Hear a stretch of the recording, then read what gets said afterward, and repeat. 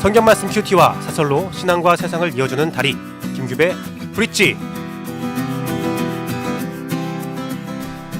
우리는 월요일부터 계속해서 이스라엘의 우상 숭배에 대해서, 그들의 죄악에 대해서 알아보고 있습니다.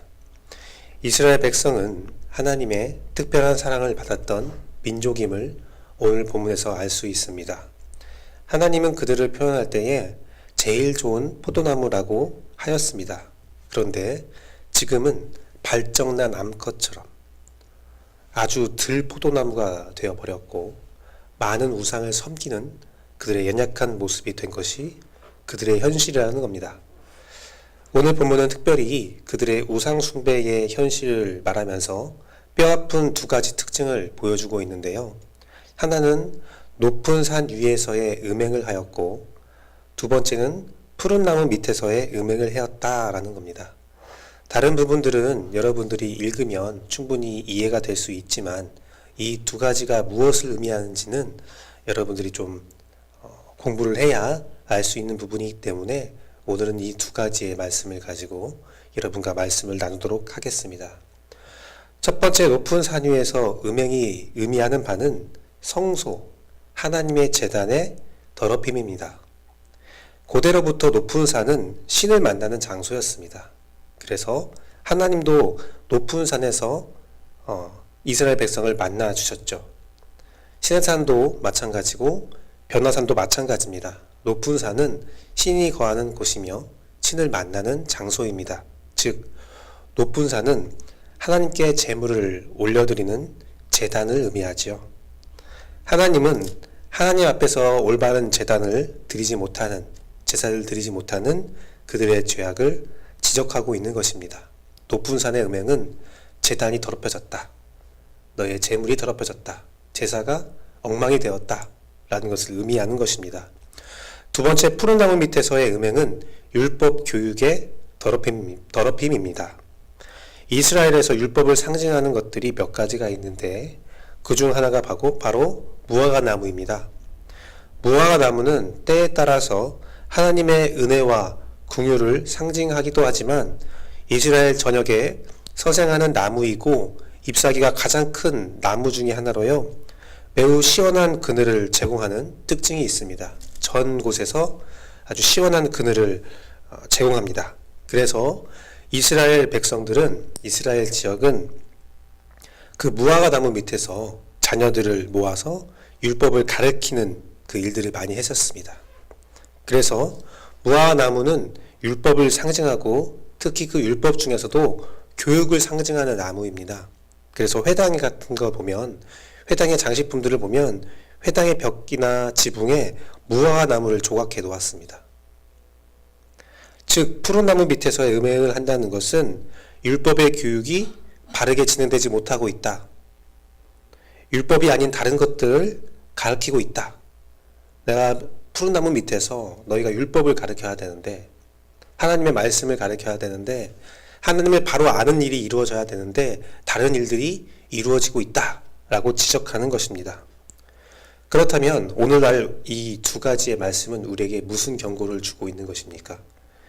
높은 산의 음행과 푸른 나무의 밑에서의 음행은 오늘날에 보면 예배의 철저한 실패로 볼 수 있는 것입니다. 옛날 제사와 무화과 나무 밑에서의 교육은 나누어진 영역이었지만 마치 사두개인과 바리새인이 서로 하나씩 가진 것처럼 나누어진 거예요. 높은 산은 바리새인이고 푸른 나무의 교육은 높은 산은 사두개인 제사장 그룹이 가져가고 푸른 나무 밑의 교육은 바리새인이 가져간 것처럼 고대에서 예수님께서 활동하던 시대로 넘어갔을 때 그렇게 나누어졌지만 다시 오늘날의 예수 그리스도의 보혈로 인해서 하나로 합쳐져 있는 모습을 우리가 알 수 있지요. 그것이 무엇입니까? 바로 우리가 드리고 있는 예배입니다.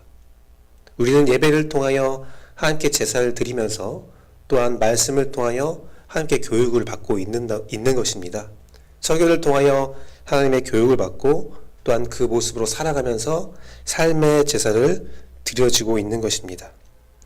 예배의 실패로 하나님에 대한 바른 교육이 이루어지지 않는 모습, 그래서 하나님을 잘 알지 못한 채 삶을 살아가는 모습, 그것이 바로 하나님이 오늘 지적하는 우리의 음행의 모습이라고 할 수 있습니다.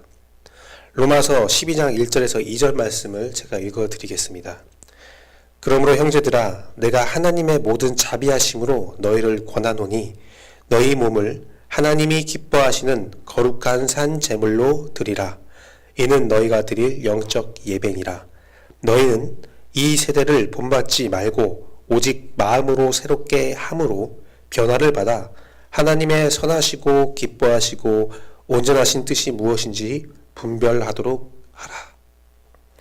우리는 로마서 말씀을 기억해야 합니다.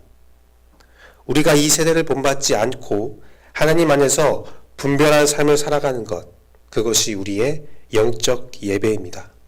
이 삶이 우리의 높은 산에서 푸른 나무 밑에서 음행하지 않고 오직 하나님의 기뻐하시고 거룩한 그 순전한 백성으로 살아가는 유일한 방법입니다. 하나님은 이스라엘 백성들의 죄악을 말씀하시면서 이 예배가 무너진 삶을 지적하고 있는 것입니다. 오늘날 우리의 예배를 돌아보기를 원합니다. 바른 제사와 바른 교육이 이루어지고 있습니까?